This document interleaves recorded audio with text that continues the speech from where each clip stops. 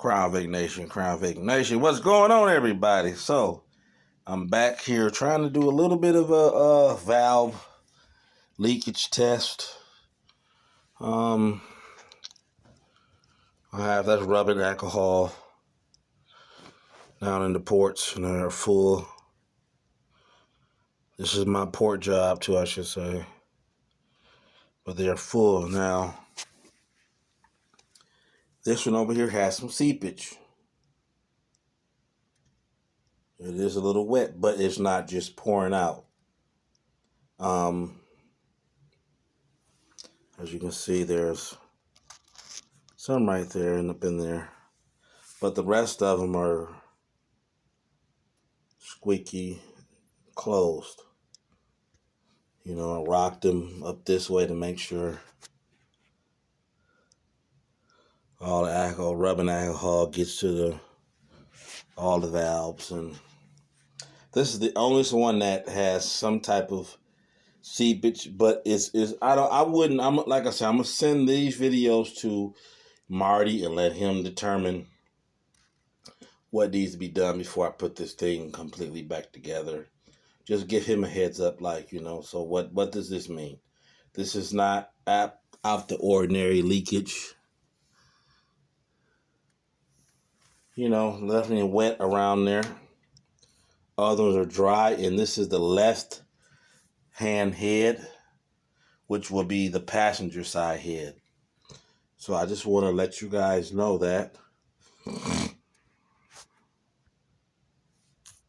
I have the rest of the valve train over here. Those are eBay lash adjusters. These are reused roller followers.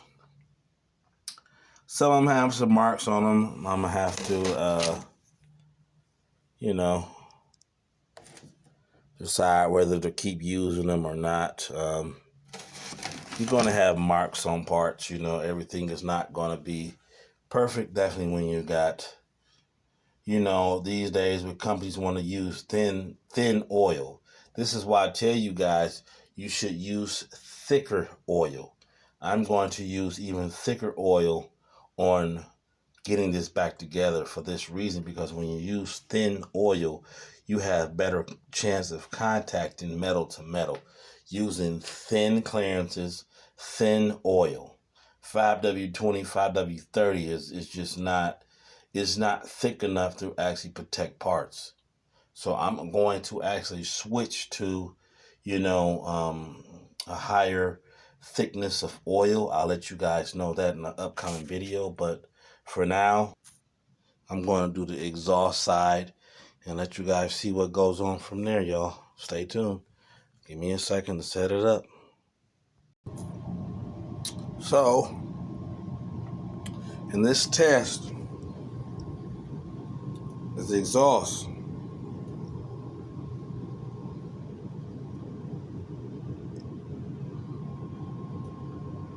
And a lot of that seepage came out when I turned the head over, so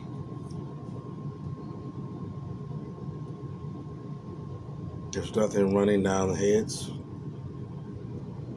You know, honestly, if I think about this, the only thing I would want to check is the valve stem height.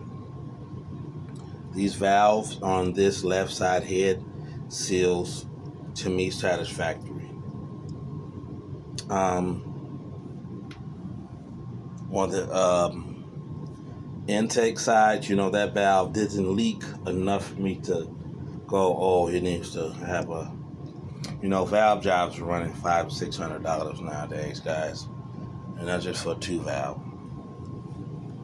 Prices have went up, and I don't believe that valve actually leaked that much to say, hey, it needs to be resealed. As you can see, there's nothing running down. It just got wet from me turning them over. So, just letting you guys know, these are 9 thread heads.